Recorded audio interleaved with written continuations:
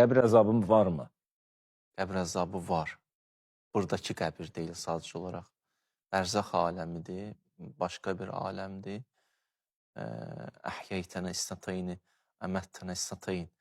Sən bizi 2 dəfə öldürdün, 2 dəfə diriltdin. 2 dəfə ölmək, 2 dəfə dirilmək nə zaman baş verər? İnsan bir dəfə ölür, gedir bərzəx aləmə, bir dəfə də oradan öləcək, gedəcək qiyamətə. Və bu keçid, bu bərzəx keçidi, orada bir sorğu-suallar var. Bir qəbrin vəhşəti, çətinliyi var. Qəbrin vəhşəti, çətinliyi var. Bir də sorğu-suallar var.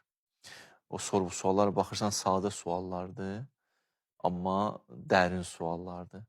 Çünki o suallar sənin canıva verilir. Zehnində olanları deyə bilmirsən. Başa düşürsən, zehnindən keçənə cavab verə bilmirsən. Canınla əgər yaşamırsansa, canıva hopubsa cavab verə bilirsən. Ona görə bir nəfər deyildi ki, Quran insanın nə qədər həyatına daxil olubsa, o qədər Quran əhlidir. Allah nə qədər bunun həyatına, içinə daxil olubsa, o qədər imanlıdır. Yoxsa elə məsələn, didim bundan keçməz, Quranı oxuya bildim, bundan keçməz. Quranı nə qədər həyatıma tətbiq eləmişəm, o qədər Quranla ünsiyyət qurmuşam.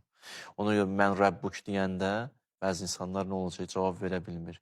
O cavab verə bilmədiyi təqdirdə orada olan çətinliklər var, müsibətlər var və s. Bunlar dinimizin bizə izah elədiyi mövzulardır ki, yəni hədislər çoxdur bu mövzular haqqında.